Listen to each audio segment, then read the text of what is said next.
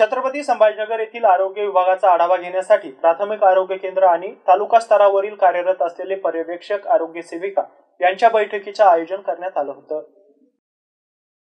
वेरूळ सभागृहात आज जिल्हा आरोग्य अधिकारी डॉक्टर अभय धानोरकर यांच्या अध्यक्षतेखाली बैठकीचे आयोजन करण्यात आले होते। बैठकीला अतिरिक्त जिल्हा आरोग्य अधिकारी डॉक्टर बाळकृष्ण लांजेवार, माता बाल संगोपन अधिकारी डॉक्टर विशाल बेंद्रे, सहाय्यक जिल्हा आरोग्य अधिकारी डॉक्टर गोपाळ कुंडलीकर, सहाय्यक भागीनाथ थोरात उपस्थित होते। बैठकीत जिल्ह्यात 1 जुलै ते 31 ऑगस्ट 2024 दरम्यान राबवल्या जाणाऱ्या स्टॉप डायरिया अभियानाचा आढावा घेण्यात आला। पावसाळ्यात पिण्याच्या पाण्याची नियमित तपासणी करणे, लसीकरण मोहीम वाढवणे, मान्सूनमध्ये रोग प्रतिबंधक कारवाई, अतिवृष्टीच्या ठिकाणी पसरणारे साथरोग, कुटुंब कल्याण शस्त्रक्रिया याबाबत आढावा घेऊन आवश्यक सूचना देण्यात आल्या। बैठकीला सर्व तालुक्याचे तालुका आरोग्य अधिकारी, पर्यवेक्षक, आरोग्य सहाय्यक, आरोग्य सहायिका उपस्थित होते।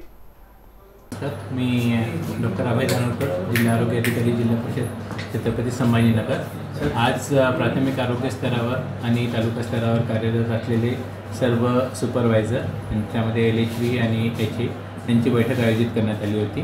बैठकीचा प्रामुख्याने उद्देश असा होता की स्टॉप डायरिया मिशन जे आपण सुरू केलेलं आहे 1 जुलै ते 31 ऑगस्ट, यामध्ये डायरिया प्रिव्हेन्शनसाठी ज्या काही ॲक्टिव्हिटी ग्रामस्तरावर करायच्या आहेत त्याबद्दल संबंधितांना सर्व सूचना देण्यात आलेल्या आहेत। त्याचबरोबर डायरियाचे रुग्ण आढळले तर त्यांना तात्काळ उपचार देणं, त्याचबरोबर जे आहे की IDCF आमचा जो आहे इंटेन्सिफाईड डायरिया कंट्रोल फोर्टनाईट, तर त्याच्यामध्ये ORS उपलब्ध करून देणे, त्यानंतर झिंक टॅब्लेट उपलब्ध करून देणे, या सर्वांचं कल्पना त्यांना दिली आणि आरोग्य कर्मचाऱ्यांमार्फत सर्वेक्षण करण्यात येणार आहे।